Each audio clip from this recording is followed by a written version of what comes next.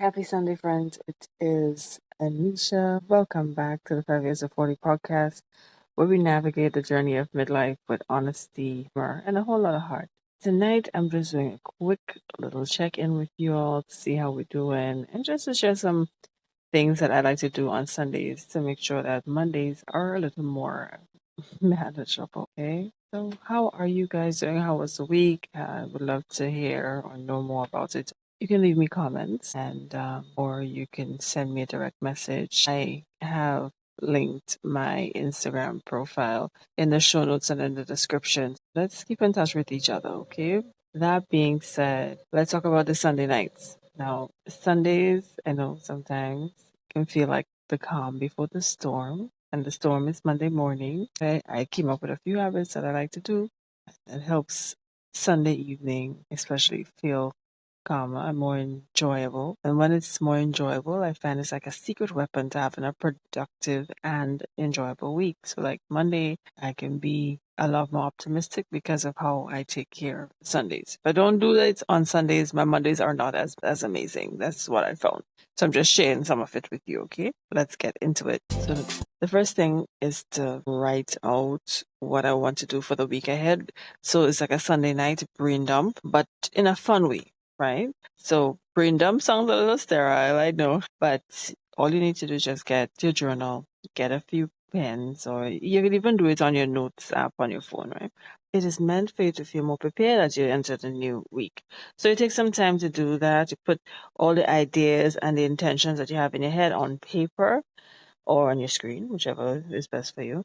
And it takes away the feeling of overwhelm because now you know exactly what your week is going to look like. You have a better idea of how your week is going to look, and it helps you to feel more prepared and, of course, more empowered. The second thing I like to do is to prep for the week. So, generally on Saturdays, I like to do things like season up, check in, and all those things for the week. Sundays, I would make sure I have an idea of what I want to cook. It doesn't always follow, but it's much better than coming home on the evening and deciding what the meal is gonna be. So Sunday evenings, I take a 10 minutes and just write down. I might just to have an idea of what you're gonna do in the week to come. So when the week to come comes, it doesn't seem as if it's so overwhelming. Another thing you could do is what you plan to wear for the week. Like lay them out, iron them out if you get the chance to on a Sunday evenings. That makes a major difference. That helps me, and it's a real time saver than when I have to iron in the morning. Just seems like if the day gets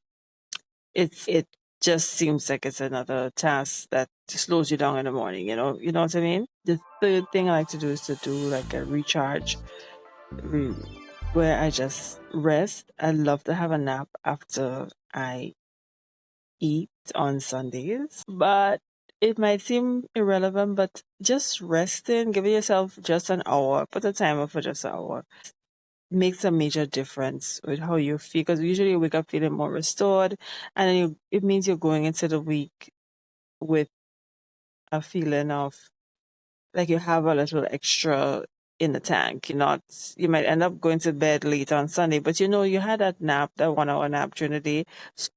You have some sleep, you have some rest on credit then. It helps you to not feel as tired and as overwhelmed when you get into the new week. Yeah, so I think taking that time, if you can get that hour to rest, then at least have a 10, 20 minutes you can sit down outside, read a book, or sit down and enjoy some nice Grenadian breeze. Listening to calming music or just spending time with quality people can also be great. Whatever it is, it should be a non-negotiable for your Sunday evening routine. The time to disconnect, like not have your phone in your hand, not be feeling like you're hustling and bustling, really fills up your cup for the week and helps you to feel rested and rejuvenated. And that means you're going to be far more productive on Monday. The fourth thing, tidy up. I'm sure that we all know Sundays is a great day to tidy up, but what I found is um, doing something like just 15 minutes of taking time to just put things back in place.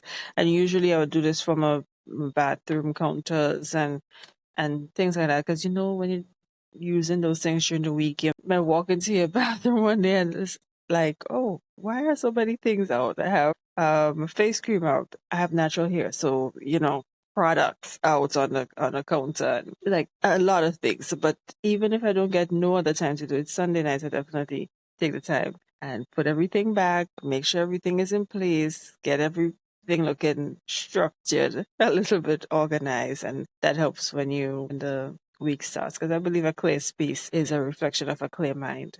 And the fifth thing is to set positive intentions, because I believe what you believe you achieve. And I truly believe that when you take some time just to decide what kind of week you have, it is easier for that week to follow through. So what kind of energy you want to bring into the week? What are you looking forward to the most? And sometimes the week start and we can't even figure out what you want to see happen the most. You know that you're gonna go to work and you might be busy and you have to do this with your kids and you have to do this with your spouse and whatever else. You know that you have a lot to do, but what is the at least one thing? Tell me one thing that you're looking forward to see come to pass. You'll be amazed how that shifts everything. When I start the week, I have an idea of at least two things I know I want to happen. And when I do that, the weeks when I do it, I feel more accomplished, right? And it certainly helps for me to pay attention to what I really want to achieve.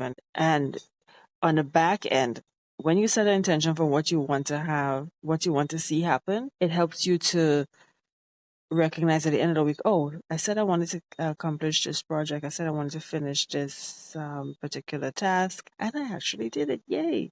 So that reinforces that uh, that thing where you're able to celebrate yourself because you set that intention and you achieved it. It's like planting seeds of positivity that will blossom throughout your week. Isn't that great? I like that. Okay, so there you have it. 5 fun and practical things you can weave into your Sunday night routine to set yourself up for a fantastic and productive week. Remember, it won't happen perfectly every Sunday, but find at least two of them that resonate. If you find two things that you can work with, you work that, and with small, consistent efforts, you will get to the place where you want to be. Speaking of empowering yourself and connecting with like minded individuals, I have some exciting news to share. I'm thrilled to invite you to my Empowerment Breakfast event, All Aglow. I want you to imagine starting your day surrounded by inspiration, connection, great speakers, great people, good food, right?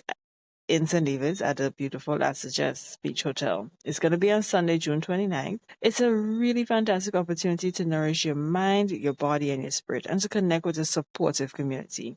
It is all about igniting your inner glow and setting you up for success in all areas of your life. For the next half of the year. So you can check the show notes, visit my website, and you can register there. I would absolutely love to see you and to share this empowering experience with you. Now, before we wrap up, I want to remind you that as you're on this journey of midlife, it is an incredible one. It's filled with growth, it's filled with learning, and it's filled with amazing potential. And I'm here to support you every step of the way. If you enjoyed these tips and you want more insights and inspiration and practical advice about navigating your journey of midlife, please be sure to subscribe to the 5 Years of 40 podcast. And it's available wherever you get your podcast. And I just want to thank you again for listening and tuning in today. Have a wonderful rest of your Sunday. Until next time, have a beautiful night. Keep doing your most. Bye.